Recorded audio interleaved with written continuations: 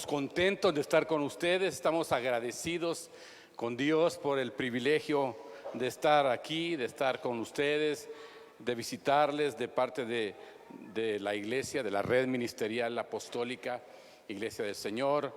Esta es una visita apostólica, los hermanos, ¿verdad?, están y sus pastores están conversando. Tenemos toda la intención de sumar, de bendecir, de abrazar, de traer fuerza, vigor, ¿verdad?, visión fresca y de restaurar, ¿verdad?, delante de los ojos del Padre la comunión que tenemos en el Espíritu Santo, ¿verdad? Así que estamos agradecidos, de nuevo insisto, de estar con ustedes y de que Dios les tenga con bien. Hemos pasado tiempos difíciles, tiempos complicados. La iglesia en general, la iglesia mundial, el mundo más bien en general, ¿verdad? La iglesia no es excepción. Pero en medio de crisis, situaciones difíciles en la salud, en la economía, en las familias, en el aislamiento y en tantas cosas que se ha vivido, también tenemos que testificar que hemos visto la mano de Dios, la provisión de Dios, la fidelidad de Dios sobre los que aman su nombre, ¿verdad?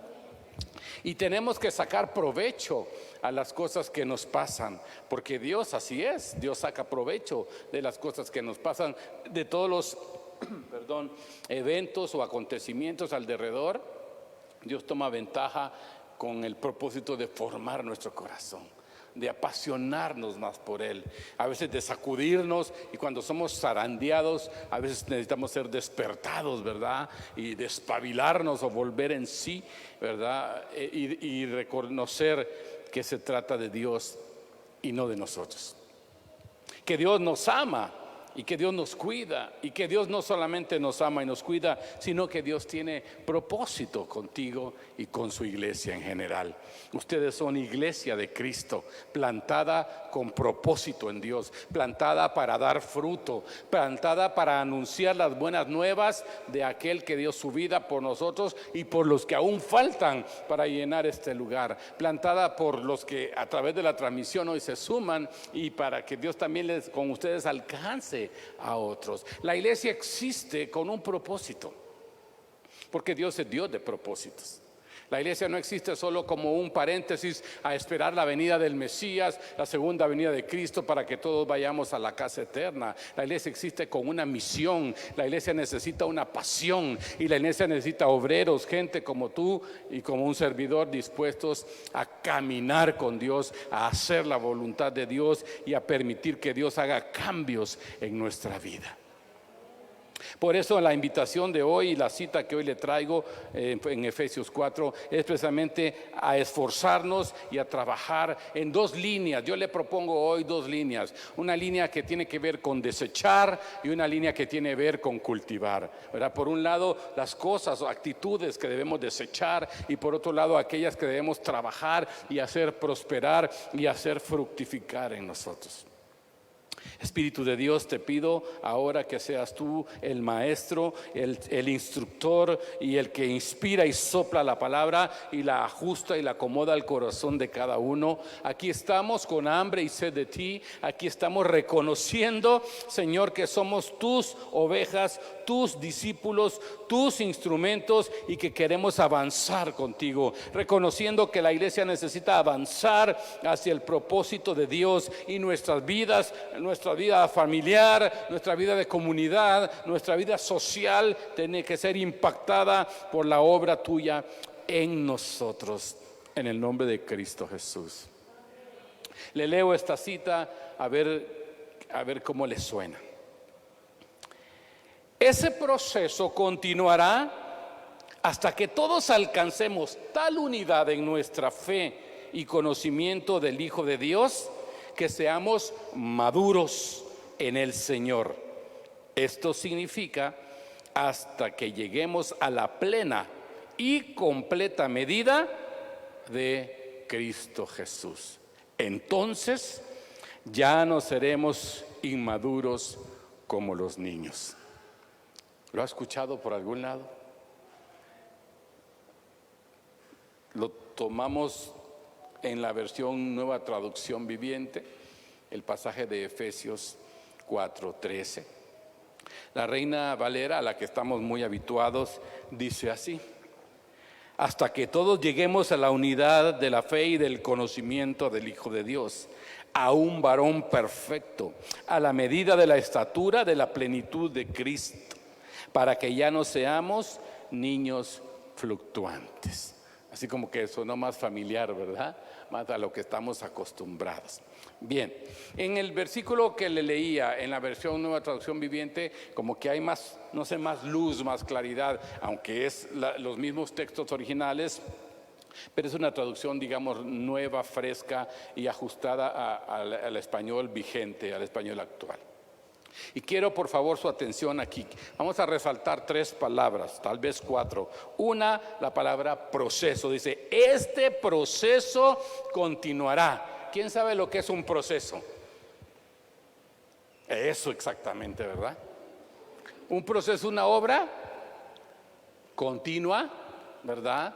No es algo instantáneo, no es algo de una sola vez, es algo que requiere tiempo y requiere trabajo y requiere ánimo y requiere, ¿verdad?, la actividad externa. Un proceso es a lo que se somete la materia prima para al final obtener un producto, un resultado o una mercancía.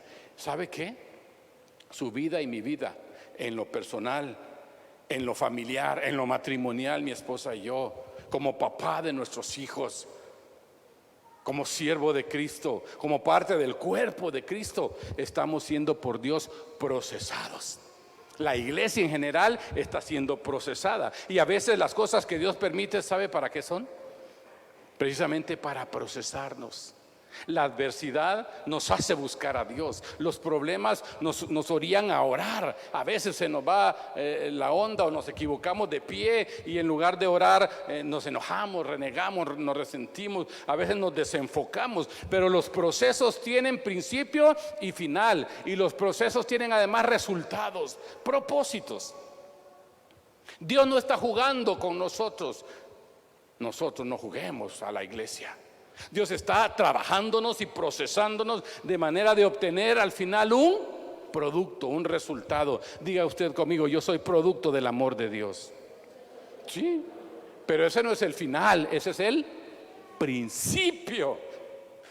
Porque de tal manera amó Dios a un mundo pecador que le había dado a Dios la espalda, que envió al unigénito, que encarnó al Hijo, al Creador de todo y lo envió por nosotros. El amor de Dios es el principio del proceso. O sea que el final de la historia no es que seamos amados y bendecidos, sino el amor es el impulso inicial para que nosotros actuemos y trabajemos. Jesús dice en Juan 15, yo los elegí a ustedes, ustedes no me eligieron a mí, verso 16, y los he puesto o los he establecido para que produzcan fruto o lleven fruto, y un fruto que sea permanente, para que entonces en ese fruto permanente todo lo que le pidan al Padre, el Padre se los conceda. Pero eso es el resultado del proceso. Entonces, hoy quiero compartir con ustedes esta idea. Dios nos está procesando y Dios siempre va a aprovechar las circunstancias, sobre todo las adversas, para trabajar nuestra alma y sacar un fruto de nosotros. ¿Cuándo es que más buscamos a Dios? Cuando hay problemas, cuando hay dolor, cuando hay crisis, cuando no hay empleo, cuando no hay dinero, cuando no hay clientes, cuando se cerraron los negocios, cuando se cerraron las iglesias, cuando se nos sale de control. Yo pienso en lo personal que no debiera ser así, pero la verdad es que así es. Cuando una persona ora más, cuando está con el agua al cuello. Entonces Dios usa las circunstancias a favor para formar nuestro corazón. Ahora, la buena noticia aquí, la noticia hermosa es que Dios está trabajándonos. Que Dios no ha terminado su obra en ti y en mí. Dios está en pleno proceso. Efesios 4:13, de eso es de lo que habla. Y dice hasta que todos lleguemos. Entonces decía, la primera palabra a recalcar es la palabra proceso. Este proceso continuará. Es decir, es algo que no termina, es algo con constancia, es algo con perseverancia, es algo de Dios con insistencia, es algo que requiere tiempo, que requiere esfuerzo, que requiere la voluntad de ustedes, de su iglesia, para que Dios obtenga los frutos que vino a buscar. Es decir, ser cristiano no solo se trata de ir al cielo, de llegar a Dios, a la casa eterna, sino más bien de que Dios haga su obra en nosotros. La segunda palabra clave de este texto es hasta que todos alcancemos. La palabra todos, porque el proceso de formación de la iglesia no es para unos cuantos, no es solo los que están avanzando, los más comprometidos, los que ya tomaron ciertos cursos, los que ya tienen ciertas responsabilidades o ciertos ministerios o privilegios u oportunidades. No. Esto de llegar a la estatura del varón perfecto no se trata de unos pocos, se trata de todos, porque lo que está siendo perfeccionado se llama, ¿sabe cómo? ¿Quién sabe cómo se llama? Lo que está siendo perfeccionado se llama el cuerpo de Cristo. Levante la mano, el cuerpo de Cristo. Todos. Tú y yo, los que le hemos entregado a Cristo la vida, los que hemos recibido a Jesús como Señor y Salvador, comenzando allí, ¿verdad? Hemos cambiado de muerte a vida, de tinieblas a luz, de bastardos a hijos, etcétera, etcétera. Y ahora en la condición de hijos estamos siendo por Dios procesados. Él no viene solamente por unos cuantos, Él viene por una iglesia santa, sin arruga, sin mancha, perfecta, adoradora, como se compartía hace ratito aquí. Ese es el proceso de Dios. Así que esta casa espiritual y la red del Señor y las iglesias que la integramos y otras, incluso de otros nombres, somos parte del único cuerpo de Jesucristo. Y Cristo viene no solamente por mí, sería muy egoísta pensar de esa forma. Cristo viene por su iglesia. ¿Cuántos dicen amén a eso? Cristo viene por su iglesia, de la cual somos parte. Por eso la segunda palabra clave es la palabra todos. Todos lleguemos. No se trata, bueno, pues yo ya le hablé y no quiere y yo me voy con Dios y allá Él. No. Todos, diga conmigo todos. A esa unidad de fe y de conocimiento o de experiencia con el Hijo de Dios, que seamos, la tercera palabra, maduros. Diga conmigo maduros. ¿Qué es la madurez? Es el resultado del paso del tiempo y las experiencias. Madurez es la vida. El avance de la vida, no solo en un sentido cronológico, que ya no tengo 20 ni 30 como es obvio en mi persona, y que he avanzado y que ahora soy padre y muy pronto abuelo, etcétera, etcétera, sino que madurez en el sentido de la escritura es mucho más que eso, es más que tiempo, es más que haber ya leído toda la Biblia de tapa a tapa o haber ya dado ciertas clases o capacitaciones o tener alguna responsabilidad. ¿Sabe qué es madurez? Madurez es la formación de Cristo en nosotros. Maduros, porque en la Reina Valera dice perfectos, ¿verdad? Así dice, verso 13. Hasta que todos lleguemos a la unidad de la fe y del conocimiento del Hijo de Dios, a un varón perfecto. ¿Quién cree poder alcanzar la perfección en esta tierra? Nadie. Entonces no está hablando en ese sentido de perfección. Perfecto nadie, más que Cristo. Él sí podemos decir, ese es el varón perfecto. Pero ¿sabe de quién está hablando en este pasaje? No de Cristo, de su iglesia, de nosotros.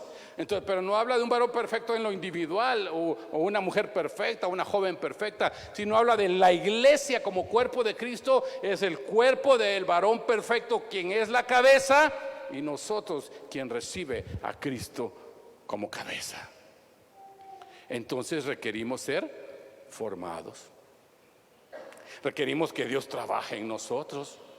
Requerimos, ¿sabe qué? Avanzar. Y esto de avanzar implica cosas que hay que desechar y otras que hay que cultivar. Y no para la salvación, porque si trabajáramos para la salvación no sería por gracia. Y si algo es claro en la Escritura y es esencia de nuestra doctrina y fe, es que somos salvos por gracia, por medio de la fe en Cristo. Y recalca el verso 9 de Efesios 2, esto no depende de ustedes, esto es un regalo de Dios. Y no es por obras, acciones o limosna o dinero o ayuda o generosidad, para que nadie se jacte, para que nadie se gloríe. El regalo de la salvación es la expresión más sublime del amor misericordioso de Dios, que a pesar de cómo yo era, me alcanzó y me regaló la vida eterna. Es por la fe en Jesucristo. Entonces, ¿de qué me está hablando, pastor? ¿Qué es este actuar o este obrar? Es el resultado de que ahora, desde la posición de hijos, necesitamos crecer. Diga conmigo, crecer. Por eso el verso 14 dice, entonces ya no seremos inmaduros como los niños. Los niños tienen muchas cosas que enseñarnos. Los niños pueden ser ejemplo en muchas de las formas de su conducta infantil. ¿En qué puede ser ejemplo un niño para nosotros? ¿En qué otra cosa? ¿Perdón? Ok, sencillez. ¿En qué más? No guarda rencor, claro. Un niño se enoja con su primito por un carrito y a los 3 minutos están jugando juntos otra vez. Un adulto se enoja con su compadre por un carrote y lo odia el resto de su vida. Sí, y cosas como esas, ¿no? Pero fíjese, aunque tienen mucho los niños que enseñar o tenemos muchos que aprender de ellos, aquí lo que dice es que ya no seamos como los niños. Y usa una palabra, si voltea hacia su Biblia o hacia el versículo ahí proyectado, usa la palabra fluctuantes, ¿verdad? Bueno, esta versión es la Nueva Versión Internacional y no sé cómo dice ahí el verso 14. Solo dice como niños. Que ya no seamos como los niños. Entonces, no que la Biblia reproche a los niños, está hablando que no seamos como los niños en algo en particular. En esa versión que está ahí proyectada dice zarandeados. ¿Quién sabe lo que es una zaranda? ¿Qué es zarandear algo? ¿Qué es lo que se zarandea? El grano, ¿verdad? Para quitarle la paja, la basura, ¿verdad? La hojarasca, el arroz, todos los que germinan, ¿verdad? Todos los granos, las gramíneas, se suelen sacudir, zarandear para ir sacando la paja y limpiando el grano. Pero el efecto de zarandear significa mover, sacudir. Y aquí dice que ya no seamos como los niños que fluctúan, que son sacudidos. Fíjese, se lo voy a leer en diferentes versiones para que usted capte el espíritu del texto. Dice en la Reina Valera que usamos, dice, para que ya no seamos niños fluctuantes. Fluctuar significa variar, vacilar, cambiar constantemente. Que no seamos niños fluctuantes llevados por doquiera de todo viento de doctrina. En la Biblia de las Américas dice, no seamos como niños sacudidos por las olas y llevados de acá para allá. En la versión Dios habla hoy dice, no seamos como niños que cambian fácilmente de parecer. La Nueva Biblia Viva dice, niños que cambian de creencias cada vez que alguien les dice algo diferente. La NTV, niños arrastrados de un lado para otro y empujados. La NBI que está allí, zarandeados por las olas. La Reina Valera actualizada, niños sacudidos y a la deriva. La Biblia, la traducción en lenguaje actual, niños que ahora piensan una cosa y más tarde otra. Entonces, ¿de qué área de la niñez está hablando en un sentido restrictivo? ¿Qué nos está diciendo que no seamos como niños? ¿En qué? En esa cambiar de pensamiento, de mente, en esa inmadurez, en esa inconstancia, en esa vacilación. ¿Sabe para dónde va el cristiano que cambia y cambia y cambia? Para ningún lado. No avanza. Y se puede ser inconstante o fluctuante, vacilante, ¿verdad? Por varias razones. En otras partes de la Escritura, Santiago 1:8, por ejemplo, habla del hombre de doble ánimo. Y dice que el hombre de doble ánimo, mujeres incluidas, ¿verdad? Porque no habla de hombre en el sentido de género, ¿verdad? O más bien de sexo, ¿no? Sino habla de humanidad. Que es como la ola que va de aquí para allá, y si va de aquí para allá y regresa, no va para ningún lado. Que es arrastrado por el viento. Es un pasaje parecido a este de Efesios.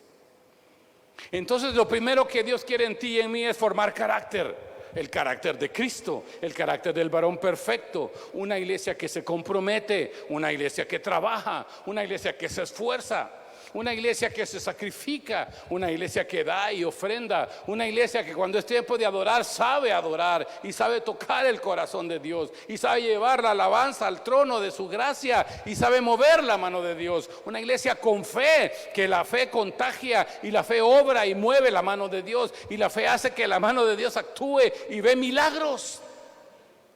Una iglesia con compasión, que no estás conforme de estar sentada cuando miles se pierden diariamente y terminan su eternidad en el infierno. Una iglesia que con el compartir expresa el amor de Dios. Y quizá no podemos hacerlo todo, ni pretendemos hacerlo todo, pero no se vale no hacer nada. Hagamos algo. Está bien, usted dice, no lo podemos hacer todo, pero no se vale no hacer nada. Una iglesia que trabaja. De eso está hablando la carta a los Efesios. El verso 13 nos pone en la condición ideal de la iglesia. Todos alcancemos la madurez y tengamos la estatura del varón perfecto. ¡Aleluya! Pero en el verso siguiente dice, ya no seas fluctuante. Por eso le decía al principio, hay cosas que hay que desechar, y esta es una de ellas. Mire cómo empieza el verso 14, para que ya no. ¿Qué significa ya no?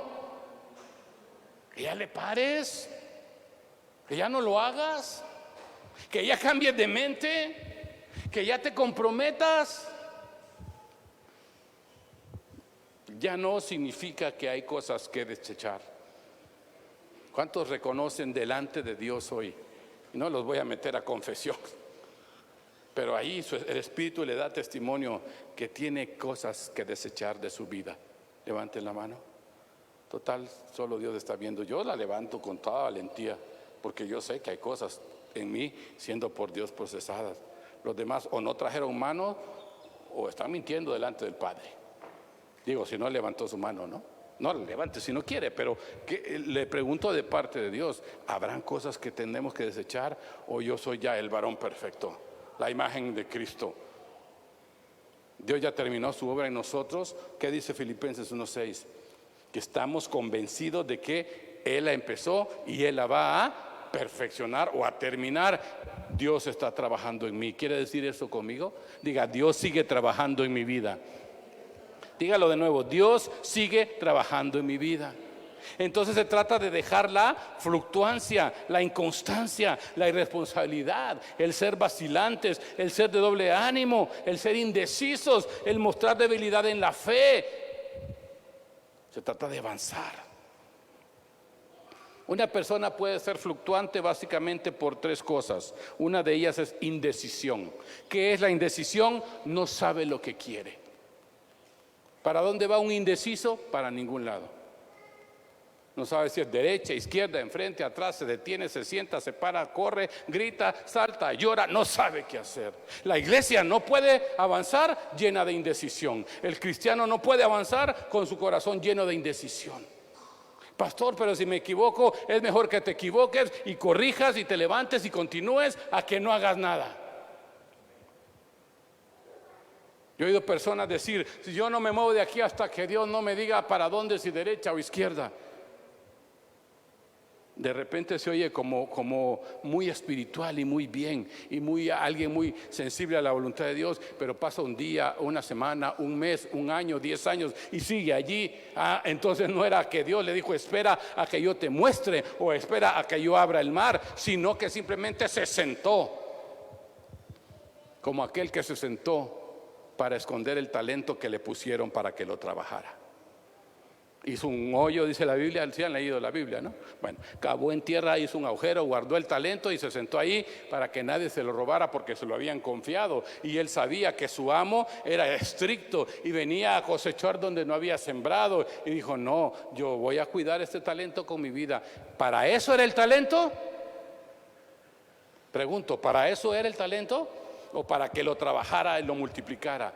No era de acuerdo a sus capacidades. A uno le dio 10, a uno le dio 5, a uno le dio 1, porque su amo sabía de diferentes capacidades. Quizá usted no pueda hacer lo que yo, quizá yo no puedo hacer lo que usted, pero tenemos, además de diferentes capacidades, diferentes responsabilidades delegadas de Dios.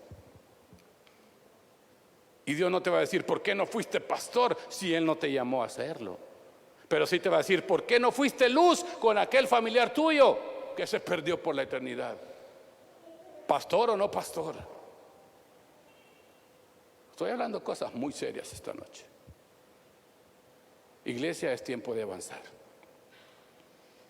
Y lo primero que hay que dejar es la actitud fluctuante. Ya dije, por indecisión. Segundo, por debilidad en la fe. ¿Sabe qué es debilidad en la fe? Dudar de todo y dejarse influenciar con mucha facilidad. Y cuando se es débil en la fe es porque no se tiene firmeza en la palabra. El que tiene firmeza en la palabra, su fe se afirma en las promesas de Dios. Si Dios lo dijo, yo lo creo. Si Dios lo dijo, Dios lo hará. Si su palabra está ahí, yo me someto. Si su palabra lo prohíbe, yo no lo hago. Si Dios me lo pide, yo lo rindo. Cuando fundamentamos la fe en la palabra revelada, nuestra fe madura. Pero si no, ahí anda el débil en la fe. ¿Será de Dios? ¿Será del diablo? ¿Será sandía? ¿Será melón? Voltea a tu hermano y dígale, no está enojado el pastor, así es el día. Así son allá en Toluca, dígale. ¿Y sabe qué otra característica del débil en la fe? Que es fácilmente arrastrado y llevado por doctrinas, es lo que dice el versículo a continuación. Ya no seamos niños fluctuantes, llevados por doquiera de todo viento de doctrina, que por estratagema o trampa o malicia de los hombres usan para engañar. Y usan con astucia artimañas de error. Y ahí andan muchos, incluso según cristianos, siguiendo algunos que muy carismáticos, pero desviados de la Escritura. ¿Cuántos quieren ser indecisos y débiles en la fe?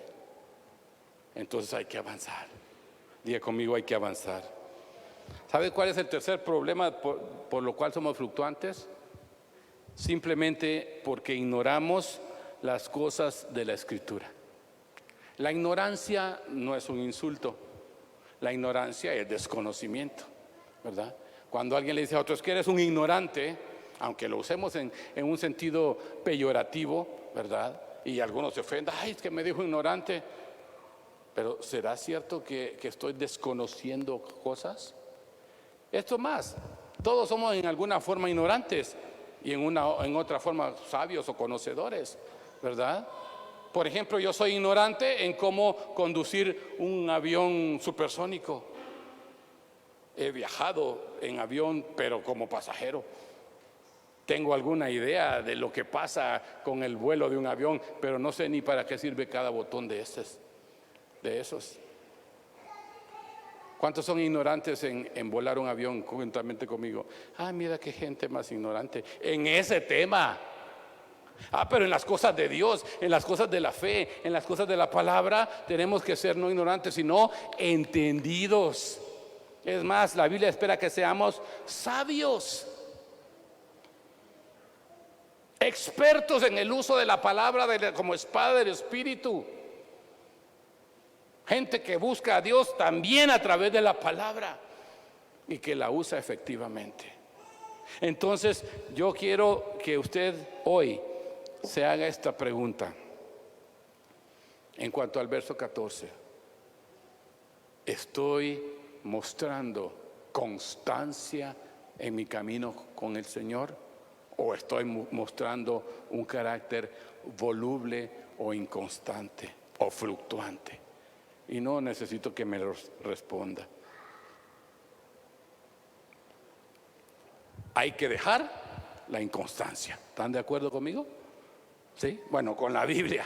¿Están de acuerdo con la Biblia? Hay que dejar la inconstancia. Entonces, si dejo la inconstancia, ¿qué tengo que cultivar? Tengo que cultivar la firmeza en la verdad. Es lo que dice el verso 15. Sino que siguiendo la verdad en amor, crezcamos en todo. Cuando Dios nos pide que dejemos algo, también nos pide que cultivemos algo. No solo se trata de dejar, se trata de fortalecer otras cosas. Oiga bien esto, siempre que Dios te pida algo, que dejes algo, es porque quiere que hagas otra cosa. Dejar algo, soltar algo, rendir algo, es simplemente hacer espacio para ocuparse de otras cosas. Y la iglesia, el cristiano, en lo personal y en lo colectivo, debemos estar ocupados, activos, despiertos, para que alcancemos la estatura del varón perfecto. El versículo se oye muy hermoso, muy retador e incluso muy idealista, pero no está dándonos un sueño ideológico, ¿no? Sino nos está poniendo un reto para que todos nosotros, todo significa cada uno, todos incluye a este varón hasta a esta mujer, y los que no vinieron y los que están por la transmisión y los que van a otros lugares. Todos somos, ¿cuántos? Todos. Debemos avanzar. La iglesia de Cristo en la tierra debe avanzar y prosperar. La red ministerial Iglesia del Señor a la cual pertenecemos debe avanzar y prosperar. Este centro, esta casa de Dios, Filadelfia, debe avanzar y prosperar. Tu vida personal, tu amor por Dios, tu temor por Dios, la imagen de Cristo en ti debe avanzar y prosperar. Tu vida matrimonial debe avanzar y prosperar. Tu paternidad, tu maternidad debe avanzar y prosperar. En la escuela avanzar, en el trabajo avanzar, como hijos avanzar, como padres avanzar, como iglesia avanzar. Y tenemos que sacudirnos lo que este bicho infernal nos dejó, porque entre otras cosas nos dejó un aletargamiento, una comodidad equivocada. Si lo cree conmigo, diga amén, pastor. Necesitamos avanzar, ¿verdad? ¿Sí o no? ¿Y cómo se avanza? Número uno, cultivando la verdad en amor. Ahí dice vivir la verdad. En la versión NBI dice vivir la verdad. En la versión Reina Valera dice siguiendo la verdad. Otras versiones dice practicando la verdad. Otras dice continuando con la verdad. Es decir, es algo, como le decía al principio, progresivo. Es un trabajo de Dios en mí. La verdad tiene que ser desarrollada. La verdad no solamente como la ausencia de mentira, sino la verdad como forma de vida. La verdad como aquello que nosotros debemos demostrar en nuestra conducta. La verdad, pudiéramos decir, en el conducirse de cada uno es integridad. Esa es la verdad. Crezcamos en todo en aquel que es la cabeza, esto es Cristo. Verso 16, de quien todo el cuerpo, nosotros, bien coordinado, bien ligado por las coyunturas, se ayudan mutuamente, se apoyan, se estimulan al amor, se cuidan las espaldas, se guardan el testimonio, se ocupan unos por otros, oran unos por otros, se enseñan unos a otros la palabra, se animan, pero también se exhortan y también van por el necesitado, por el desanimado y aún por el que tropezó y cayó. Eso es edificar la iglesia de Cristo, y es en amor. La característica es que el amor es la esencia de todo lo que somos y hacemos. Si no es por amor, nos estamos equivocando. Número 2, otra cosa a desechar.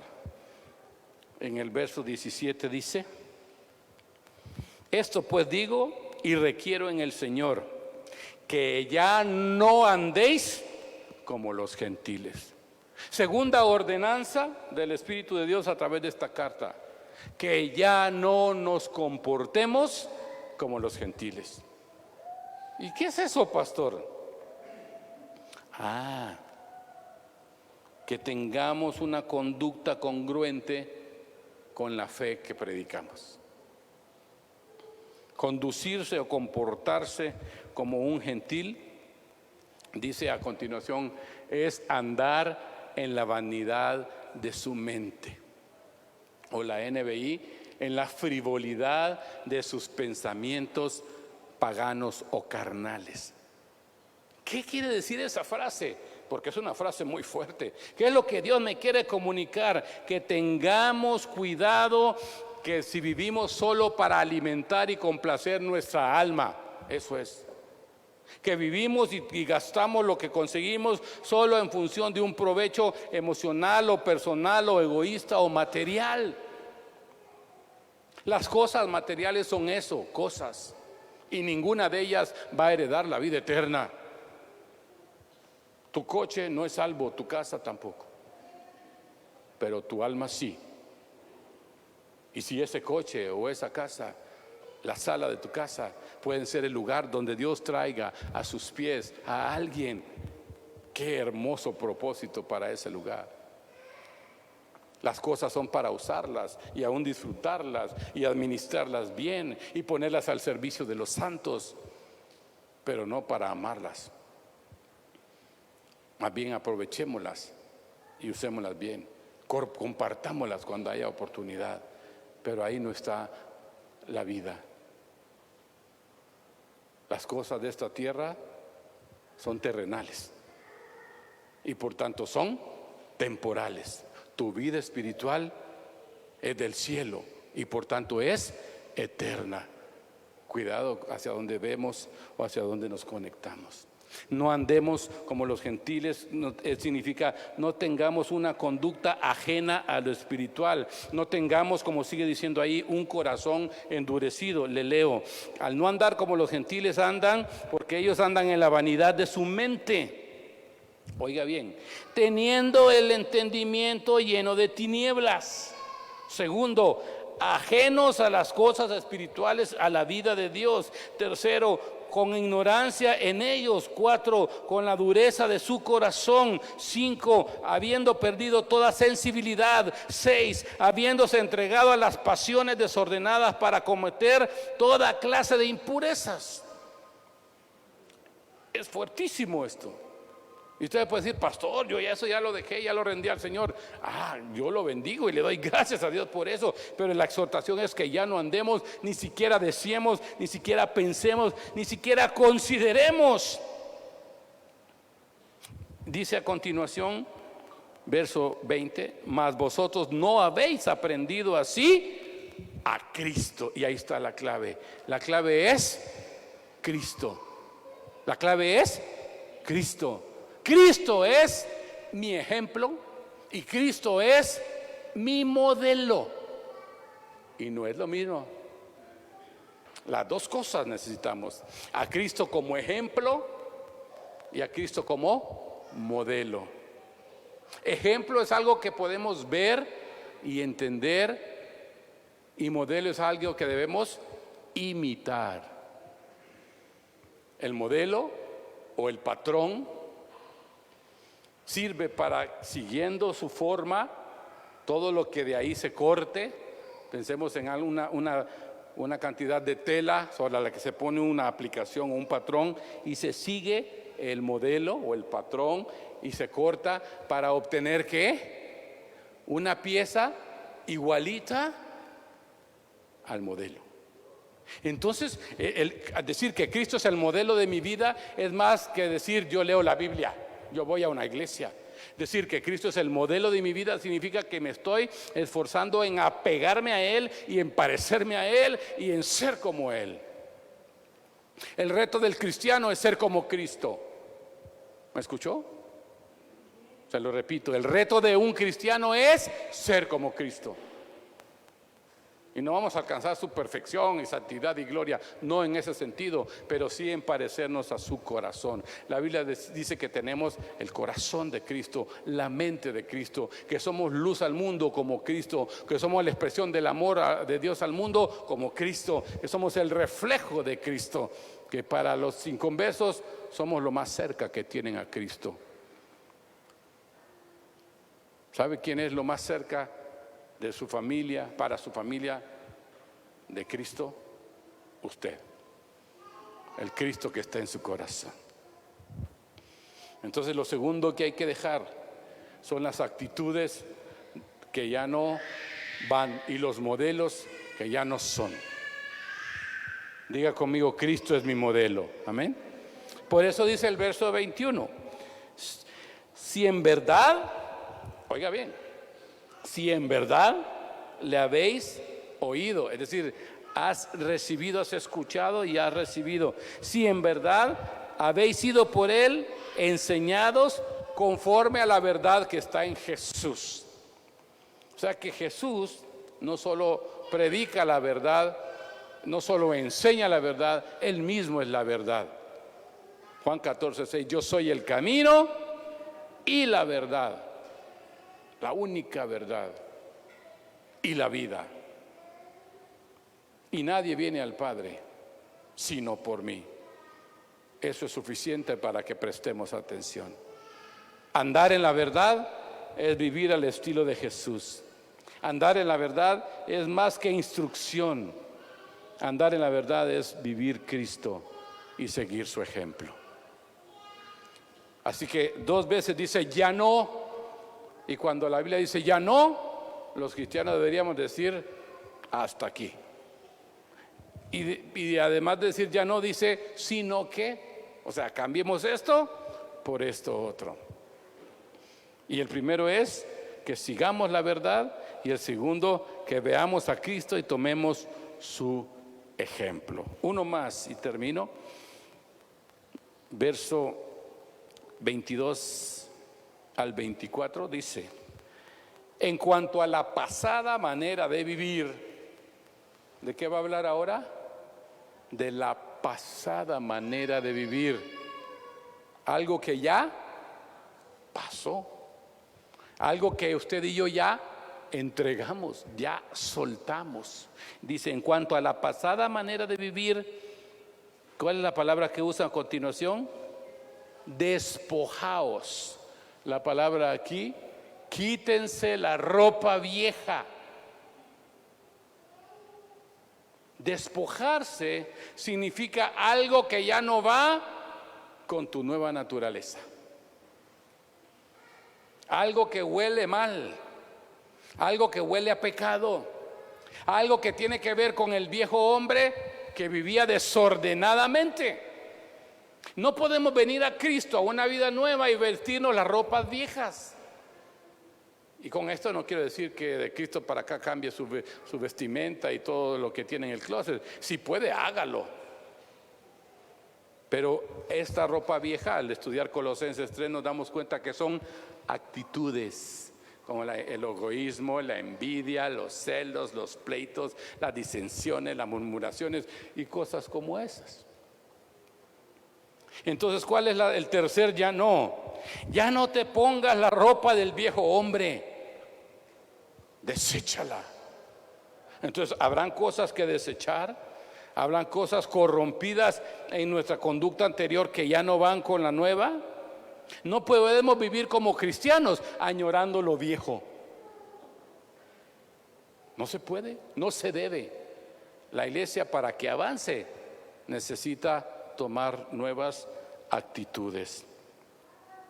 Y la parte positiva es, si no, renuévense en el espíritu de su mente. Renuévense. La renovación del entendimiento es progresiva, pero comienza con la decisión de cada uno de tener la mentalidad de Cristo. La Biblia dice, vosotros tenéis la mente de Cristo. La Biblia dice, en esto pensad. en todo lo puro, en todo lo bueno, en todo lo amable, en todo lo digno, en todo lo correcto, en todo aquello que haya virtud, digno de alabanza. En esto pensad. Y no significa esto que solo esté todo el día pensando en versículos y en versículos. Significa que su mente necesita un proceso de renovación y de cambio. Para terminar, la iglesia no puede avanzar si tú y yo no estamos dispuestos a cambiar. La iglesia como cuerpo, hablando, como comunidad, colectivamente, para que la iglesia avance y cumpla su misión en esta tierra, para que esta casa espiritual establezca el reino de Dios y su justicia, para que lo de Dios prospere y se vea, necesitamos soltar el pasado, rendirlo al Señor y seguir hacia adelante. Necesitamos cambiar actitud en el corazón que a los ojos del Señor tal vez no sea correcta. Es urgente que avancemos. Mi palabra hoy es de ánimo, de reto, perdón si le sonó a regaño. No es mi intención, pero así hablo yo. Pero mi palabra es de reto. Yo no les conozco poco a algunos, de 2, 3 visitas, no más. Pero eso no importa, porque Dios sí conoce tu corazón. Y Dios conoce la sinceridad de tu deseo por Él. Dios conoce la costumbre equivocada a la que a veces nos habituamos en cuanto a su casa y a sus cosas. Dios conoce la pasión de tu corazón por hablarle al que está perdido. Dios conoce la pasión de tu corazón cuando vas a la palabra. Dios sabe con qué corazón le adoramos, si es verdad o palabrería cuando le decimos como hoy: en totalidad a ti rindo mi alma y mi corazón. ¿Lo cantaste o no lo cantaste? ¿O solo lo cantamos porque eran las 4 canciones de esta noche? Dios sabe quién eres. Por favor, en el nombre de Jesucristo, deja de ser un niño inconstante. Deja de querer imitar los moldes de este mundo y deja las cosas viejas en el pasado. Es palabra de Dios. Levantémonos y edifiquemos.